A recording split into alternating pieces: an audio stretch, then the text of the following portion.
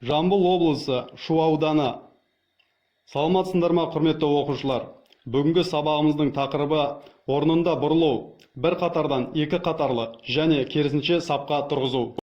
Бүгінгі сабағымыздың мақсаты оқушыларға орында тұрғандағы бұрылыстарды Қазақстан Республикасы қарулы күштерінің саптық жарғы бойынша үйрету, оқушыларды қазақстандық патриотизм мен интернационализм, демократиялық қоғам ісіне шексіз берілдікке шақыру. Бүгінгі сабағымызда оқушылар нені білуі тиіс? Қозғалыс жылдамдығын өзгерте отырып, жорықтық және саптық адымдауды білуі тиіс. Бөлімше құрамында орында бұрылу, қайта сапқа тұруды білесіңдер. Орнында бұрылу. Орнында бұрылулар: оңға, жартылай айналым, оңға, солға, жартылай айналым, солға, артқа бұрыл командалар бойынша орындалады.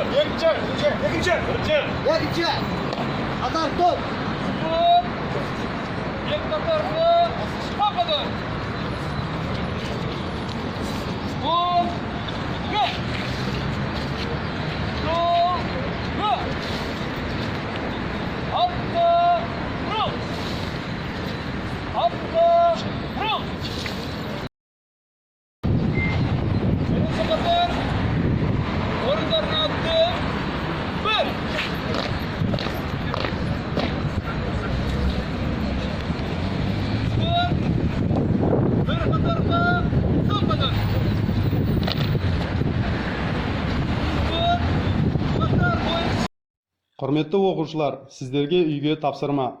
Саптық қалып қалай жасалынады? Орнында бұрылыстарды жасап тұрып, суретке түсіріп жіберіңіздер. Назар қойып тыңдағандарыңызға рахмет. Сау болыңыздар.